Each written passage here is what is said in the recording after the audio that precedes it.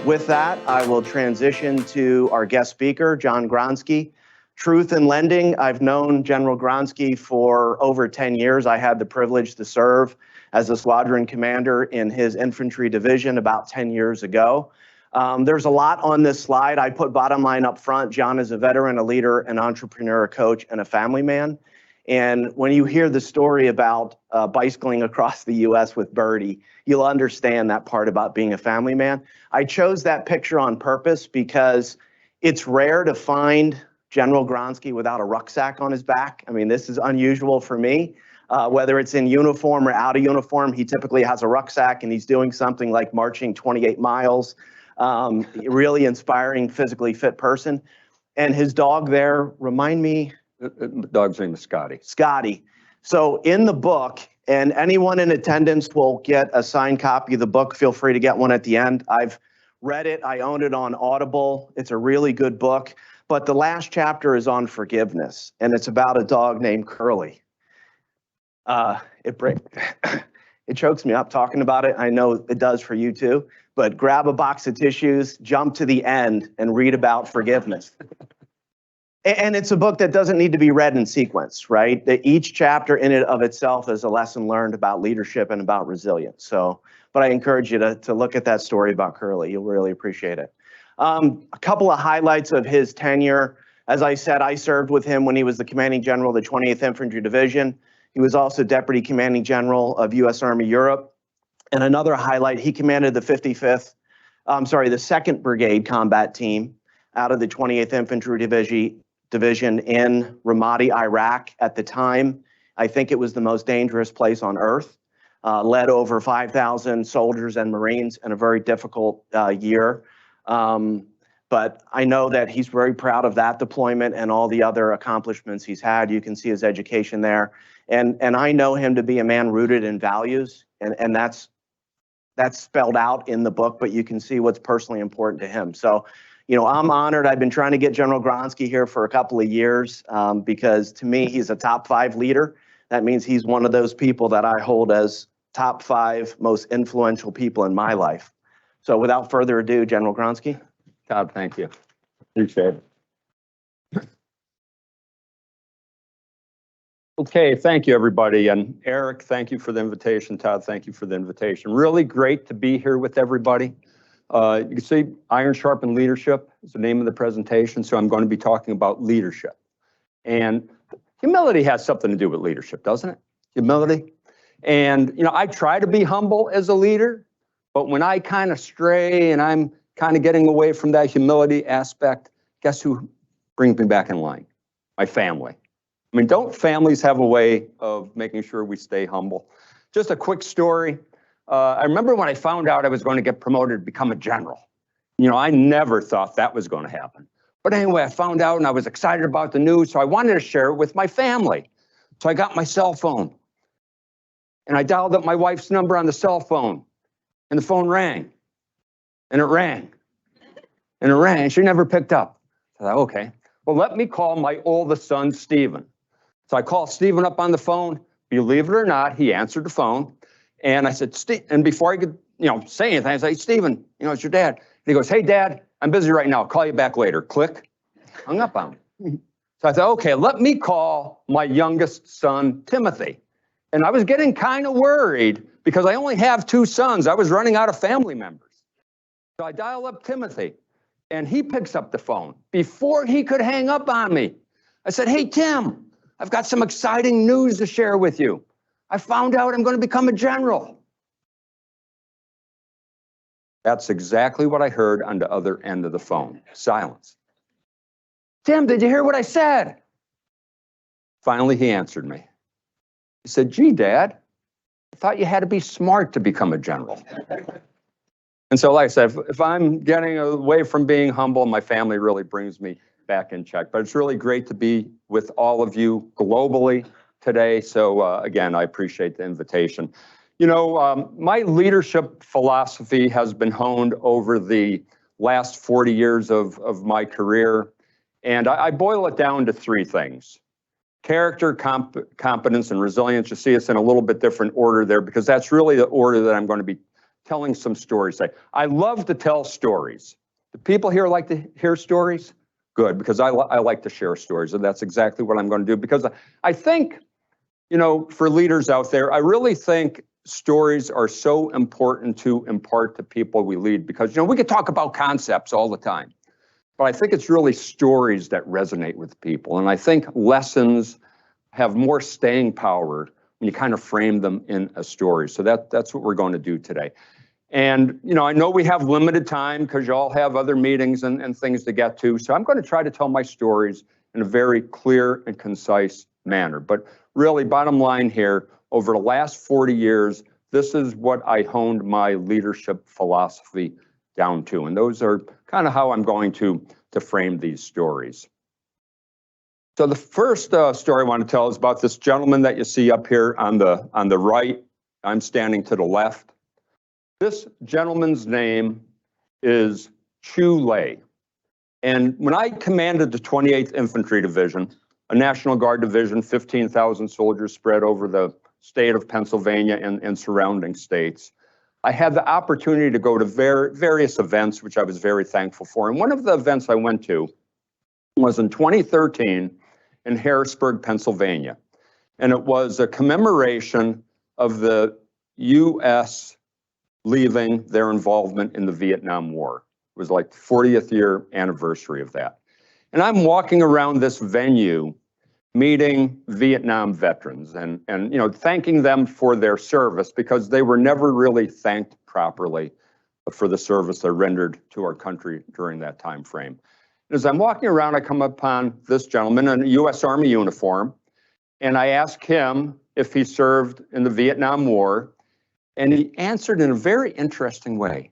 He said, yes, I did, but I didn't serve with the United States Army. And here he is wearing a U.S. Army uniform. I said, well, you know, you got to tell me a little bit more about your story here. So he explained to me that on April 30th, 1975, he was a South Vietnamese soldier who was a pilot flying Huey helicopters. And so he said it was his job to fly a Huey gunship. So not a medevac helicopter, but a gunship. And he said he flew in support of U.S. soldiers many times over there in Vietnam. He said on this particular day, April 30th, 1975, as the U.S. Embassy in Saigon was falling, he actually he was in the air at the time, he gets a call over his radio telling him that all South Vietnamese forces have to surrender to North Vietnam. And he looks at his co-pilot and he says, I was never trained on how to surrender, and I'm not going to do that now. So he flies his Huey helicopter to this island off the coast of South Vietnam. And he lands to see if he could get refueled, because he was pretty low on fuel. And as it turned out, it was so chaotic at that island that he couldn't even get his aircraft refueled. And so the co-pilot goes, you know, kind of vanishes one way, and he decides that, you know what, I'm not going to stay here. I'm actually going to leave the country on this helicopter. Because he realized, being that he flew Huey gunships, that if he stayed in Vietnam, he was, from this new regime, he was probably going to be put in prison or maybe tortured or maybe even put to death. And so he decided he was going to take the risk and leave the country. And so he fires up the Huey helicopter again, and all these civilians start to gravitate to this helicopter and jump on the helicopter like it was a magnet. And so he's trying to lift up off the ground with 24 people on that helicopter, a helicopter designed to carry 11. And he just couldn't get off the ground. So he's basically telling the people over the roar of the engine, some of you got to get off the chopper. None of them would. So he finally shuts the engines down. He says, listen, he goes, I'm not going to force anybody to get off this helicopter, but at least jettison your luggage. So they start throwing all their luggage off the helicopter. Finally, he cranks up the engines again. He's able to lift off. He starts to fly over the South China Sea. No flight plan. Fuel gauge low. And he starts calling into his radio, his handset on his radio. Mayday, Mayday, this is the flight of freedom. Mayday, Mayday, this is the flight of freedom. Hoping somebody was going to answer him, but he didn't know who. Finally, another voice on the end of that radio. It's the USS Midway. conducting operations in the northern part of the South China Sea. They vector his helicopter onto the deck of the USS Midway. By the way, they asked him before he landed on the deck of that aircraft carrier if he ever landed on an aircraft carrier before, and he said no. He said, but I could do it. I could do it. His gauge was just about on empty.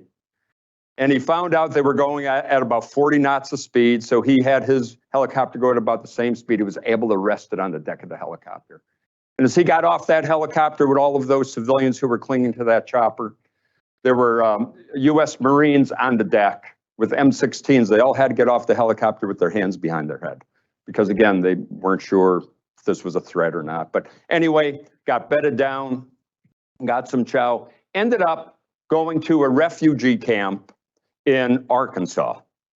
And from the refugee camp in Arkansas, he gets sent to a church in New Jersey.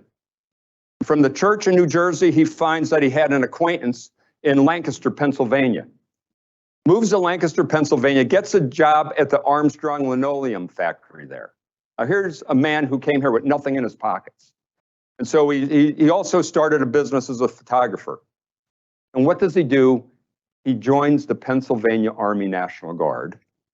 He gets requalified as a Huey helicopter pilot, serves over 20 years in the Pennsylvania Army National Guard, and retires as a Chief Warrant Officer 3. That's why he was wearing his U.S. Army uniform that day. And I think there's many lessons we could learn from this particular episode of Chu Lei and what he went through. You know, one of the things that does take a team, and he told me that himself. He said it took a team to have that helicopter running in a condition where he could actually fly where he needed to fly to get out of there. It took a team on the USS Midway to vector him in to that aircraft carrier. And then he said he was honored to join a team of teams, the Pennsylvania Army National Guard, get requalified on the Huey helicopter, and then serve over 20 years, retiring as a Chief Warrant Officer 3. So again, it does take a team, and I know that's one of your values. West is part of a large team, and in this case, a large global team. The other thing I learned from that story is we have to manage risks. You know, some people say you have to accept risk, but I don't think that's true. I think it's not about accepting risk. I think it's about managing risks, because there's different ways we could mitigate a risk. You know, in some cases, we could transfer a risk.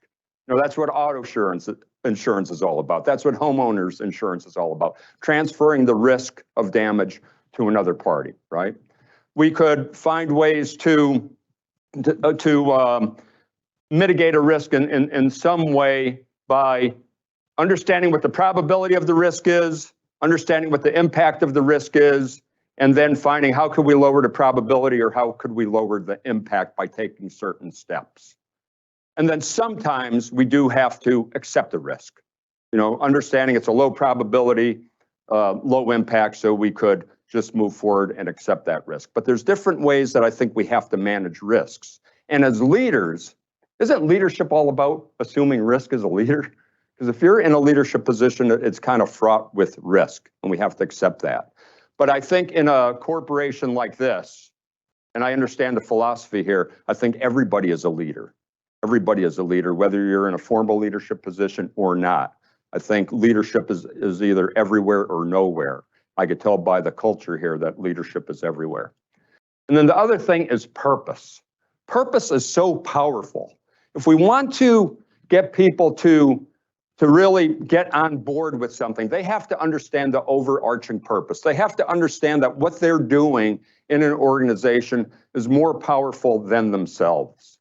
And of course, your purpose is to create the type of packages and items that patients need to feel confident in the drug that they're getting injected into their body. And I think if you understand that purpose and what you do in this global corporation, how could you not be successful? Because that is a heck of a purpose for anybody in any type of line of work to have. So I commend you all for that. See this gentleman on the screen here on the right-hand side of the screen? His name is Mike Kocher. Mike Kocher served in the 28th Infantry Division with me. And As Todd mentioned, I commanded a brigade in Ramadi, Iraq. Mike was not part of that deployment. Mike Kocher grew up in northeastern Pennsylvania, kind of like coal country, and to a very humble background. He had almost more or less really a hard upbringing as a kid. And the way he decided to overcome that hard upbringing was by joining the Pennsylvania Army National Guard. And he was deployed to Afghanistan in 2008. And while he was in Afghanistan in 2008, he was conducting a patrol there. And during the course of this patrol, he was inside of a little shack, and an insurgent rocket came in and landed probably about 20 feet away from where Mike was. Caused devastating wounds to Mike Kocher. A fracture from ear to ear, a broken jaw, 2 collapsed lungs, other internal injuries. And then, as you could see, his left arm was wounded, and his left arm had to be surgically removed when he got to the proper level of care where they could do that. He had to spend 2 years in military hospitals to recover from those wounds. Could you imagine that? Going through that recovery process in hospitals for 2 years. And finally, when he was released in 2010, here he was, a young man, early 20s, without a left arm, with all these other wounds, and then the psychological damage that occurred to him, the PTSD. And he turned to drugs and alcohol. And then finally, he was able to just claw his way out of that downward spiral by clinging on to athleticism. Has anybody in the room here, and I understand we have people dialing in remotely, but has anybody in the room here ever heard of the Invictus Games? I see a lot of heads nodding. And the Invictus Games were created by Prince Harry. And the Invictus Games were designed for wounded warriors and injured first responders to compete in Olympic-style games globally. So the first Invictus Games was in 2014, and Mike competed in those first Invictus Games. They were in London. The second Invictus Games in Orlando, Florida in 2016, and the third Invictus Games in Sydney, Australia in 2018. Mike competed in all 3 of those Invictus Games with 1 arm. As a matter of fact, in that picture, if you look closely, you'll see a rowing machine in front of him. He actually earned a bronze medal in the rowing competition with 1 arm. Amazing, amazing. So anyway, during the course of those 3 Invictus Games, he earned 10 medals overall. But where he gained notoriety was in Sydney, Australia, in that third Invictus Games he competed in. And it wasn't for the medal that he earned, it was for the medal that he gave away. And let me explain. In Sydney, Australia, he's in this big stadium, track and field type of competition. He was in 3 different sports that particular Invictus Games, competing in 3 different events. And as he's going through the, one event to another, warming up prior to an event starting, that type of thing, he's moving through the stadium, and he's noticing off in the stands, this young girl kind of moving her seat and kind of changing her seat in the stadium from one place to another as he's moving from venue to venue. Finally, during a break, he goes over to see, who is this young child? And he goes over to talk to her. She's Australian. Her name is Gemma. And Mike noticed they had something in common once he went up and started to talk to her. She was also missing her left arm. But see, the difference was her left arm was not amputated. She was born without a left arm, 8 years old. And I've communicated to her father. And her father told me she was struggling. Could you imagine an 8-year-old, 2nd or 3rd grade? And when you're an 8-year-old in 2nd or 3rd grade, don't you want to be like all the other kids? She couldn't be. She was missing her left arm. She lacked confidence. She questioned, why was she alive? Why was she allowed to be born without a left arm when all the other kids had all their limbs? And she was struggling. So her and Mike really hit it off. And when Mike earned his silver medal in one of the track competitions, he's getting up to go on the podium to receive his silver medal. He calls Gemma. He says, Gemma, come up on the podium with me. She's standing there on the podium with him as he's getting the silver medal put around his neck. And then after the ceremony, he takes his silver medal. He places it around Gemma's neck. He gifts her the silver medal that he worked so hard to get. Just an incredible gesture. Her father told me that changed the trajectory of her life. Gemma now competes on her own. One arm, she's a swimmer, a competitive swimmer. She's earning her own medals now. All because, I would argue to say, all because of that action that Mike displayed to her. She's no longer not confident. She believes in herself. So what are some of the lessons here? You know, I like to call it the leadership effect. It's kind of like the butterfly effect. Have you ever heard of the butterfly effect? If a butterfly flaps its wings in Brazil, it causes a snowstorm in Chicago. I think the leadership effect is the same way. If you're an informal leader or a formal leader, the way you serve those who follow you has generational impacts. It's a powerful position you have as an informal or formal leader, that you never know what effect you're going to have on somebody who's going to mirror and emulate the way you lead, the same way they do. And then the people they lead 10 years later are going to emulate how they lead. And it has generational impacts. It's powerful. That's why it's so important to be a servant leader, a character-based leader, because you're going to have that impact on generations, a positive impact on generations. The other thing is values. Values are so important. And in the Army, we had our values, loyalty, duty, responsibility, selfless service, honor, integrity, and personal courage. But I think along with and I know you have your organizational values here, but I think along with organizational values, we also have to think long and hard about what are our own personal core values. The reason we need to be sure of what our personal core values are, first of all, we want to make sure they align with the organization we're working for.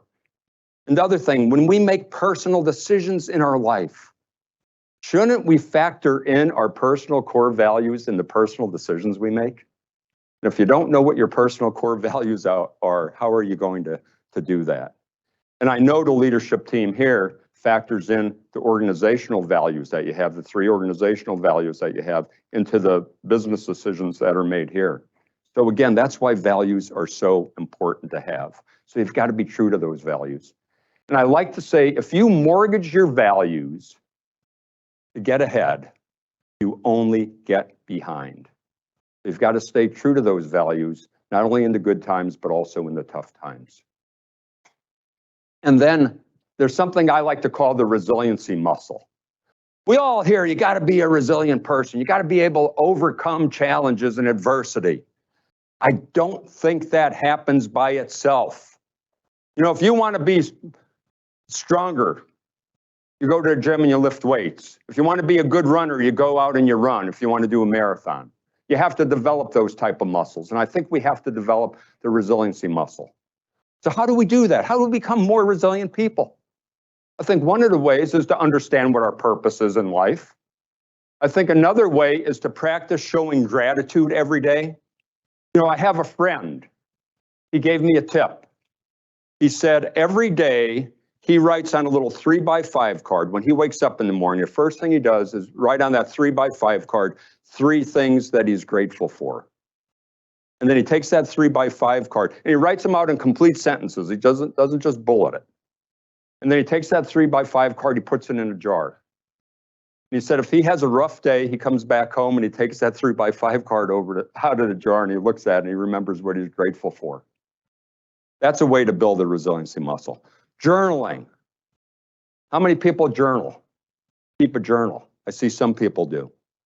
By keeping a journal, and again, another tip I got from a different friend of mine, he said the way he journal writes, he has a specific format for it. He says first, when he journal writes, he talks about just different thoughts he has, just different ways to kind of reflect on what occurred since the last time he journal wrote. And then he writes down lessons that he's learned since the last time he wrote in his journal. And the third thing he does is, again, write down what he's grateful for. So I think doing those type of things are great ways to build the resiliency muscle. And then moving out of your comfort zone. Do something a little bit different. Physically, emotionally, spiritually, psychologically, mentally. Do something a little bit different that gets you out of your comfort zone. And I think that helps build resiliency too. Mike struggled when he had those wounds, and he went into a downward spiral until he was finally able to build that resiliency muscle up and pull himself out of it. So I think we have to be conscious about the resiliency muscles that we build in our life all the time in order to be more resilient. And yes, individual resiliency is important, but isn't organizational resiliency important too? We have to be resilient as an organization. The third story I want to share with you is a personal story. Who is that guy in that picture with that beard and mustache? That's me back in 1983.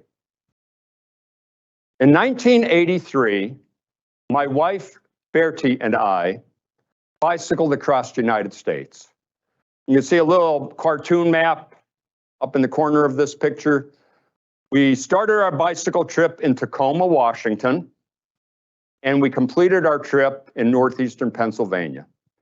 And with the circuitous route we took, it was over 4,500 miles, over 3 months on the bicycle trip. In the 3 months we were on this bicycle trip, we paid for 3 hotel rooms. Otherwise, we camped. We had a 2-man backpacking tent and 2 sleeping bags, a little 1-burner stove. We stayed in a variety of places. Of course, campgrounds. Now and then we could find a campground. Little town parks, behind schools, behind churches, in a farmer's field. That's where we camped. And it's unusual for anyone to cycle across the United States. But it's even less common for a married couple to cycle across the United States together, and especially stay married. I've been married for 42 years now. 42 years later, right? But what made this trip extra special is that we conducted this bicycle trip that was all self-supported, and we didn't have a van following us or anything. We conducted this bicycle trip with our 15-month-old son, Stephen. Well, actually, he was 15 months old when we started and 18 months old when we finished. So at that point in his life, he had spent 20% of his lifetime on a bicycle trip. And it was special. And, over those 90 days on that bicycle trip, I must have learned at least 90 different leadership lessons. But I think one of the most important leadership lessons I learned was on June 10th, 1983. We were cycling across the state of Oregon, and we were tackling the Cascade Mountain Range. This particular day, we started at an elevation of about 800 feet. We had to climb up what was known as the Ochoco Divide, 4,800 feet. So we had to climb 4,000 feet that day. And so we made it to the summit. And by the way, as we're biking up this mountain, it started to rain. We had to put our red rain jackets on and all that. And we get up to the top of the summit, 4,800 feet, and there's about 6 inches of snow on either side of the roadway up there in June. So anyway, we make it to the top, and then we start this descent. It was a 7-mile descent. It was exhilarating. And we're descending down to the valley below us. We finally hit the valley road below us. We had to stop our bikes just to catch our breath from that exhilarating downhill that we took. And we're kind of on the side of the road, and we're munching on some peanuts and some raisins. And, it stopped raining. And the sun started to come out. And then, we could see like the mist and the fog lifting off the road in front of us. If you can imagine this desolate road. By the way, we hadn't seen a car for at least 45 minutes or so on this road. It was desolate. So the fog and the mist are rising up off the road as the sun's trying to break through. We're looking down the road in front of us. We see a form, some type of form coming toward us. Think, is that a car? No, it's not a car. Is it a moose? It's not a moose. Is it a big cow? It's not a big cow. It was a bull. It was a B-U-L-L bull. We, quickly take our red rain jackets off, stuff them back in our bike bag. And this bull is getting closer. And I knew we were in trouble when the bull stops, starts pawing at the ground and blowing steam out of its nose. I thought that only happened in cartoons, okay? I didn't grow up on a farm. And so anyway, we realized we gotta come up with a plan of escape, and we gotta think of a plan quickly. All of a sudden, out of nowhere, this blue Dodge car, this big old blue Dodge car, comes down the mountain road behind us, comes to a stop. Guy driving the car rolls his window down, and he looked like he might have been a farmer. I don't know. He had coveralls on. He had a soiled baseball cap on. And he looks at the bull, and he looks at us. And instead of just going back up the mountain, thank God he didn't, he said, looks like you folks got yourself in a heap of trouble. And we did. We readily agreed with him. And, I remember reading in military history, General George Patton, famous World War II general, saying something about an imperfect plan executed today is better than a perfect plan executed tomorrow. And I realized we had to come up with some type of imperfect plan. And so this is what we did. We decided the farmer was going to run interference for us with his car. We were going to keep our bikes on the left side of his car. He was going to keep the bull to the right side of his car as we went down the road. So we started out at about 10 miles an hour, because that's about as fast as we could bike on level ground with our heavy bicycles. And I remember as we got, up alongside the bull, when the bull was just to the right of that farmer's car, I could hear the bull's hoofbeats and his grunting and snorting on the other side of the car. And we continued down the road for probably at least a half a mile. And finally, the farmer yelled out, or the man, whoever it was, he yelled out his window, the bull is no longer in sight. We all came to a stop. And I realized that gentleman saved our life. And I wanted to give him a big bear hug. But he never got out of his car. Probably because he didn't want to get a hug from some sweaty guy on a bicycle. But anyway, Bertie and I realized that divine intervention interceded for us that day. We hadn't seen a car in 45 minutes on that desolate road. At that exact moment, that car shows up and saves our lives. Just amazing and incredible. So lessons I've learned from that. Before our bicycle, we knew this was going to be a big undertaking. Biking across the United States with a 15-month-old baby. Yes, we were in our 20s, so we were a little bit naive, but we knew it was going to be a big undertaking. So we wrote down the goal before we started. We were visualizing that goal every day. And during the course of our trip, every day we would have a goal of where we wanted to get that day. And we would visualize us getting there safely. And I really think there's a power in setting goals and writing that goal down and then visualizing the goal. A lot of people have goals, they never write it down, they never visualize it. And then they wonder why they don't achieve that goal. I think those 3 steps are important. And then of course you got to come up with an action plan to achieve the goal, have the right resources, have the right training, whatever you need to achieve that goal. But I think that's extremely important. That's a lesson I learned. The other thing is you have to have the courage to decide. I have a question for you, whether you're out there virtually or whether you're in this room. How many of you have ever made a decision with 100% perfect information? Nobody. We never have 100% perfect information before we have to make a decision. Colin Powell called it the 40-70 rule.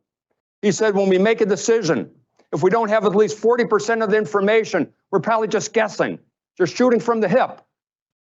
But he said if we wait until we have more than 70% of the information before we make a decision, we probably just missed an opportunity.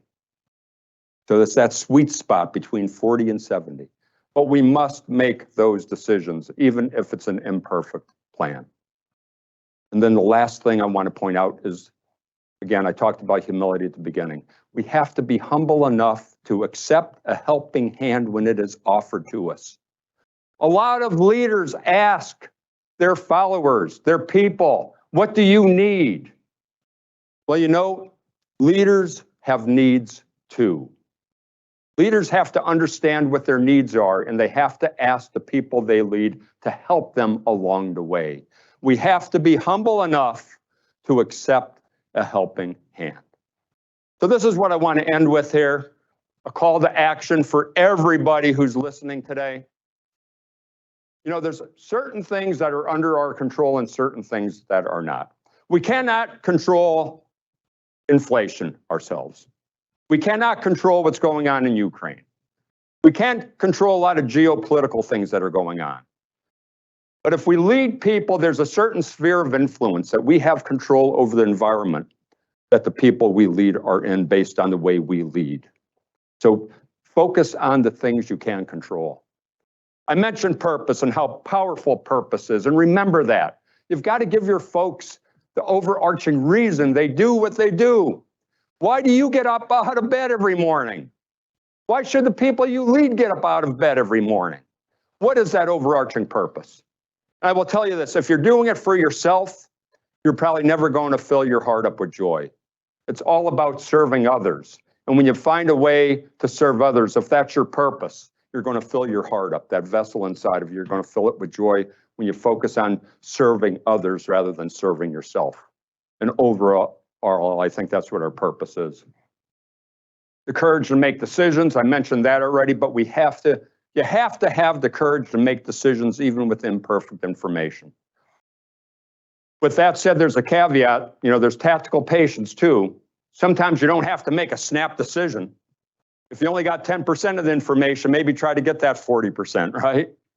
So not every decision has to be made in a matter of seconds.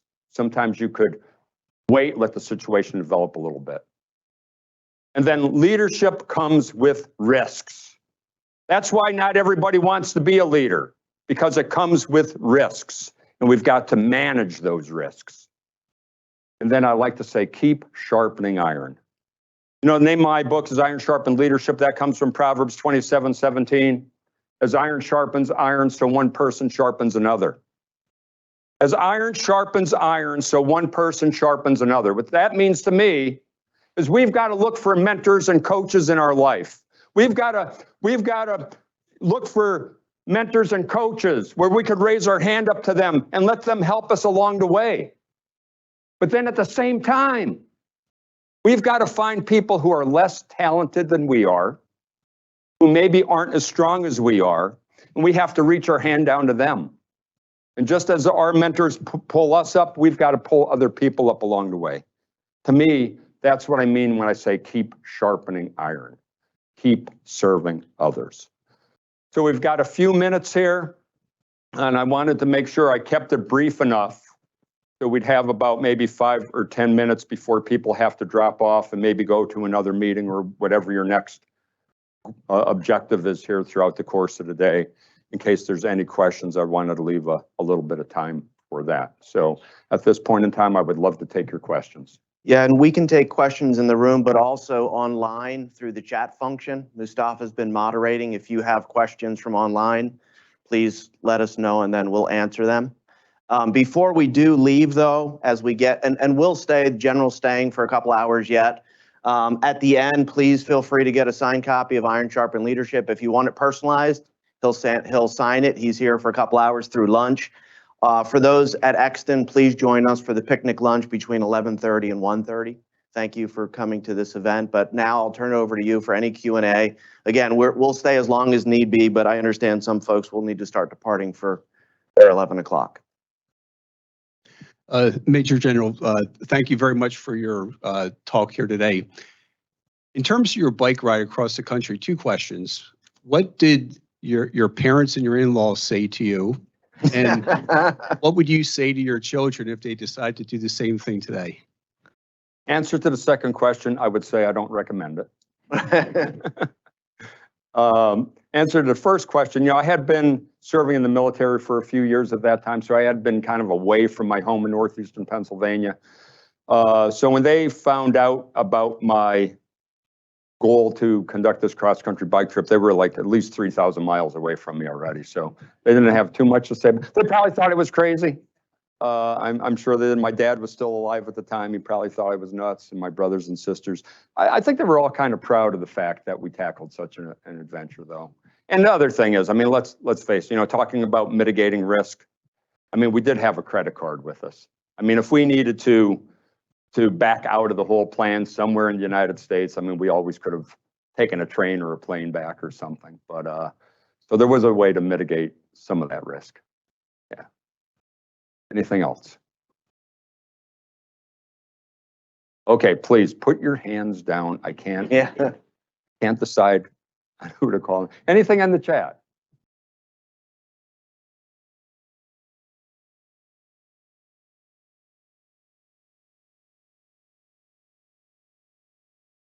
All right.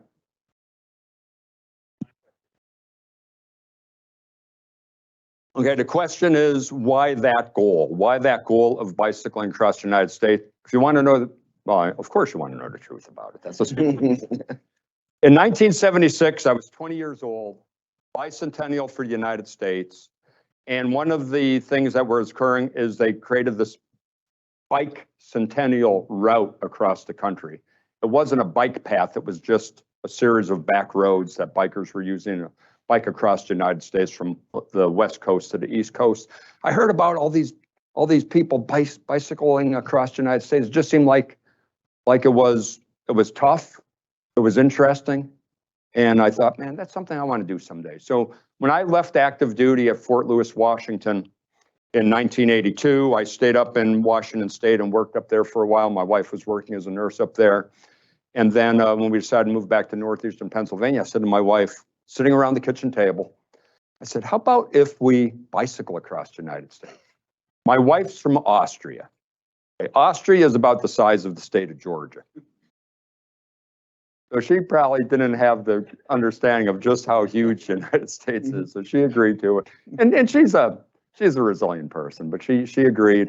And that's how it came to be. But it was just a challenge that I thought would be. And the other thing, yeah, we had a 15-month-old son. I didn't want that to stop us. I wanted it to be inclusive. And so that's how it came about. Yes. Hello, sir. My name is Jackie. I first want to start by saying thank you so much for your service. We're very excited to have you here today. We talked a lot today about leadership, right? How to develop leadership. But one of the really interesting parts that you talked about today was actually looking for your mentors. Can you recommend to some of us here, because I know all of us are looking for mentors, how do we identify that path we want to go on with the mentor, and how we would reach out? I love that question. It reminds me of a conference I was at Fort Benning, Georgia several years ago, when this 4-star general was talking to everybody. And he gets up and he's going to talk about mentorship. And the first sentence he started out with was, not everyone deserves a mentor. Like, what?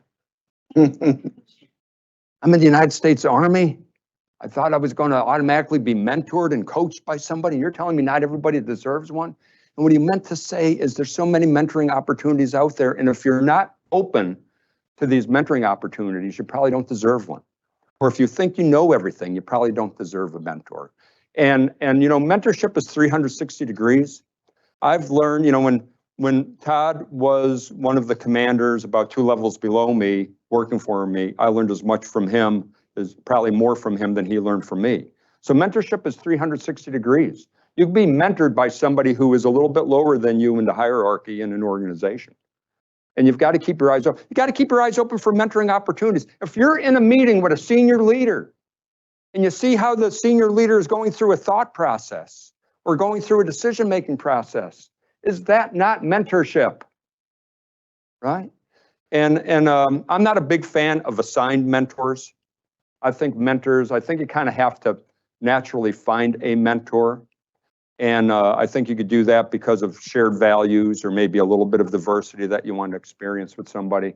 But I think we have to consciously keep our eyes open for mentorship opportunities, whether that be in the form of a person that we could talk to, or just an event like a meeting or something that we could learn from.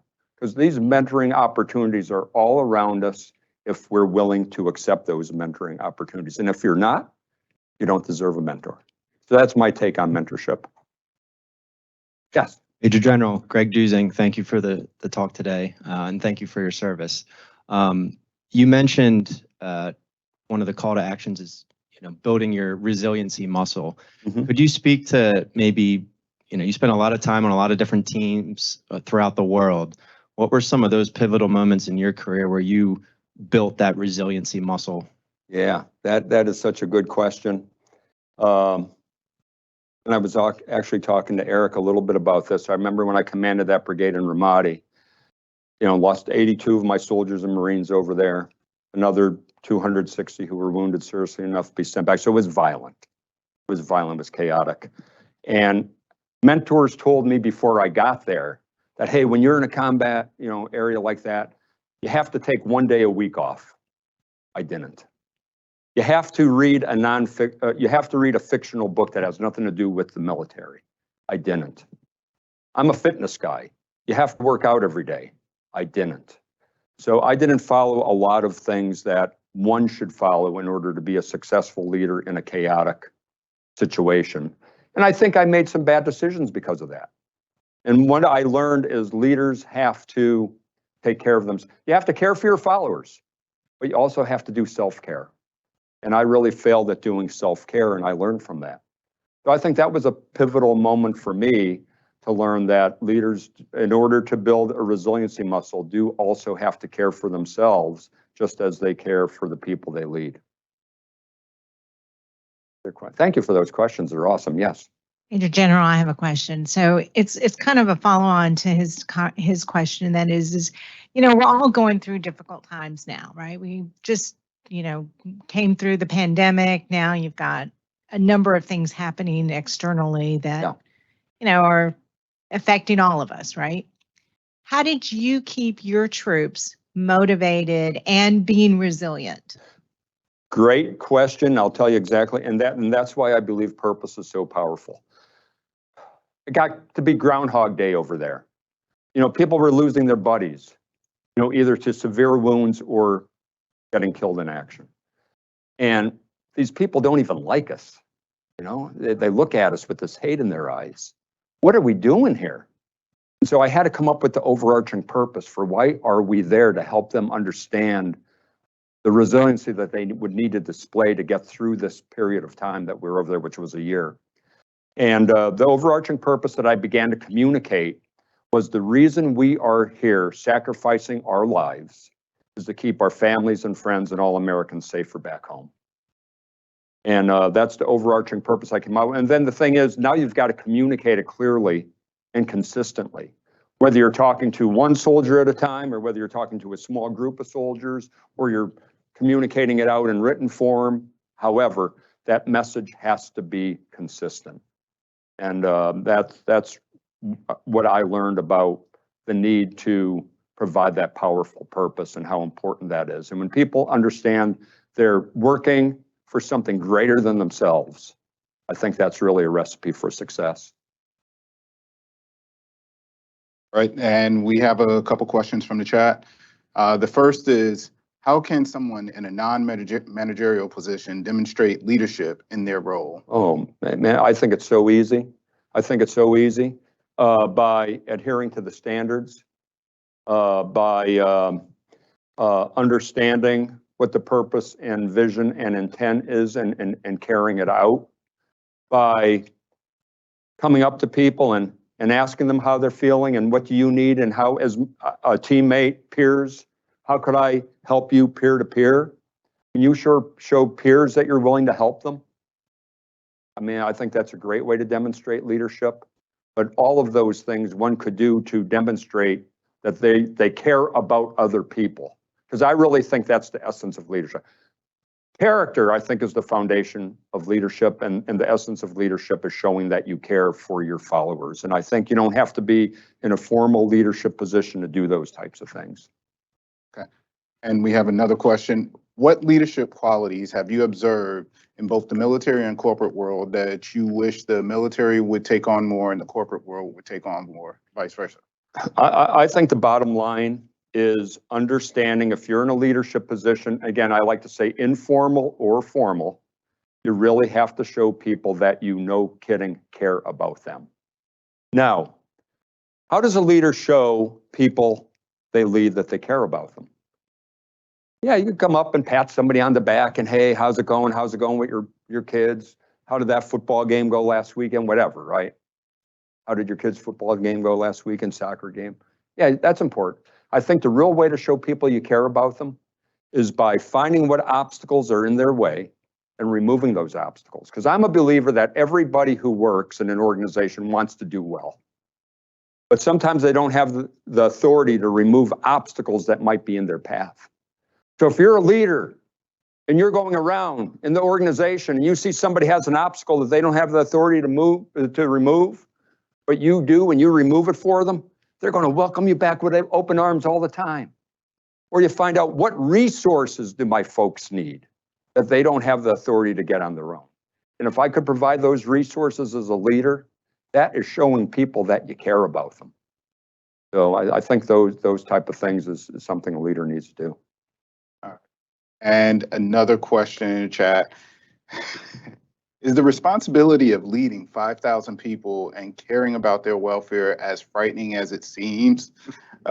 Also, in addition to that, what was the toughest decision you've had to make as a leader?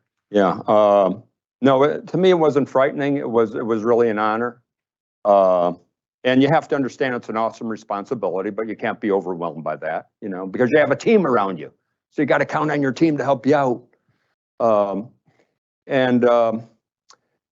I think I've learned more from bad decisions I've made than from good decisions I've made by accident. I think most of us are like that. Don't we learn more from mistakes we make? So I made a lot of mistakes throughout my career, some small and some big, which actually caused the lives of some people to be lost. And so I'll just leave it where you've got to be humble enough to be able to learn from your mistakes, not place blame, accept blame, take it on as your responsibility when you make a mistake. And remember, a leader is responsible for everything their followers do or fail to do. If you're in a leadership position, you're responsible for everything your followers do or fail to do. So you've got to take ownership over not only your personal mistakes, but the mistakes that occur within your organization. I think if you do those things, people are going to get behind you. Anything else? So from Mandy, she would like to know, what is your next big goal for life? Wow. You know what I'd like to do? I'd like to write another book called The Iron-Sharpened Family. And I do think one of the issues we have in our country is, and I'm not saying the traditional family, but just a breakdown of a family unit, whatever that might look like. And just that the leaders of the family taking responsibility and doing all the things we learn to do in organizations, but to do those things in a family. And I would love to write a book like that and maybe help people who lead families understand some of the things they really need to be focused on to lead the family effectively. Because a lot of times we learn about leadership in the military or in the corporate world, in business, but then when it comes to the family, sometimes we put those leadership lessons aside. Anything else? Okay. Sir, that was all of the chat box questions. Okay, and I think we're about out of time here. So again, before I turn it over to Todd, thank you for listening. Thank you.